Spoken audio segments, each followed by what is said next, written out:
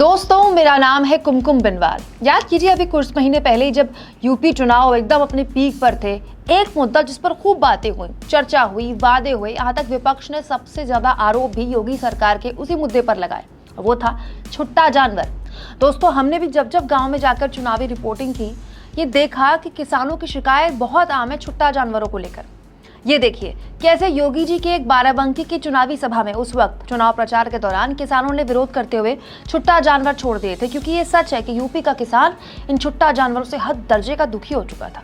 किसानों की शिकायत ये थी कि दिन भर वो खेत में मेहनत करते हैं और रात में छुट्टा जानवर उनकी सारी फसल चट कर जाते हैं। अब दिक्कत ये थी कि हर किसान की इतनी हैसियत भी नहीं थी कि वो फसल बचाने के लिए कटीले तारे लगा ले या बाउंड्री बना ले। दोस्तों, उस वक्त सिर पर चुनाव थे, इसलिए योगी जी ने अधिकारियों को आदेश दिया कि एक भी छुट्टा जानवर कहीं दिखना नहीं चाहिए।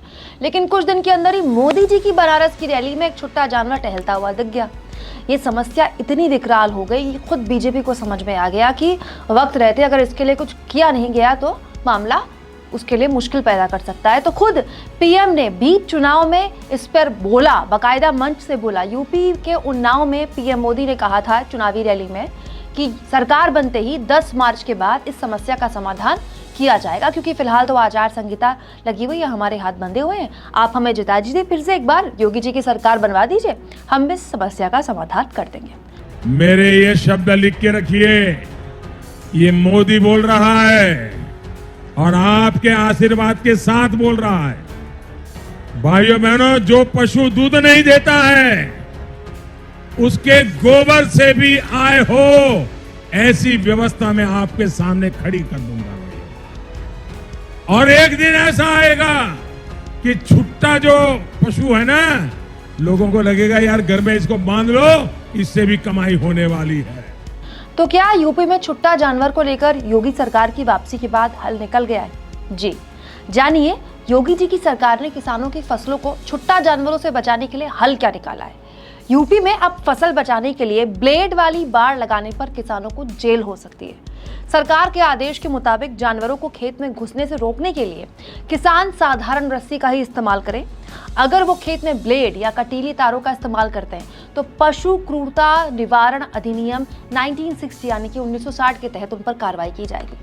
यानी जो वादा मोदी जी ने बीच चुनाव में यूपी में दोबारा डबल इंजन की सरकार बनने पर किया था, उसे योगी जी ने पूरा तो किया, लेकिन इस तरह से किया कि जवाबदेही अब किसानों की हो गई। यानी किसानों को अगर छुट्टा जानवरों से मुक्ति पानी है तो उसका हल भी उन्हें खुद ही खोजना होगा, क्योंकि योगी जी ने उनको अपनी फसल बचाने की कोशिशों पर भी उनके हाथ बांध दिए हैं। दोस्तों, छुट्टा जानवर के लिए सरकार कोई ठोस जमीन पर प्रभावी रणनीति तो ला नहीं पाई, लेकिन किसानों के हाथ बांधे कि आप बाड़ेबंदी नहीं कर सकते या आप तारे नहीं लगा सकते। मैं खुद दोस्तों, मैं एनिमल लवर, मैं पशु प्रेमी हूँ। मैं खुद नहीं चाहूँगी कि किसी कटीली तार के शिकार होकर कोई जानवर घायल हो जाए या कोई जानवर मर जाए, लेकिन क्या ये समस्या का समाधान है? दोस्तों, ये हमारे यहाँ के गांव देहातों की सच्चाई है कि कोई भी किसान पूरी जिंदगी किसी जानवर को नहीं पाल सकता, वो अफोर्ड नहीं कर सकता भाई इतना खर्च उठाना। और एक वक्त के बाद वो उस जानवर को सड़क पर छोड़ देता है, जब वो जानवर उसके किसी काम का नहीं रहता है। फिर सड़क पर छोड़े गए ये जानवर छुट्टा जानवर हो जाते हैं और ये बाकी किसानों की फसल खाते हैं।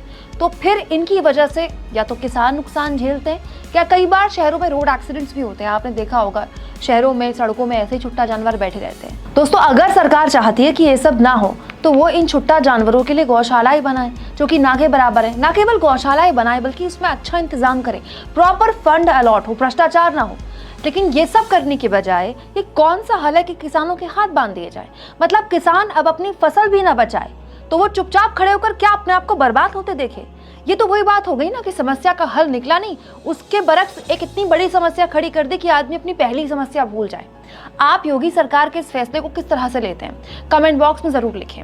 और दोस्तों, हमारे फ्री जर्नलिज्म को आपके सपोर्ट की जरूरत है। वो तभी होगा जब आप थैंक्स के ऑप्शन का जितना हो सके उतना इस्तेमाल करेंगे।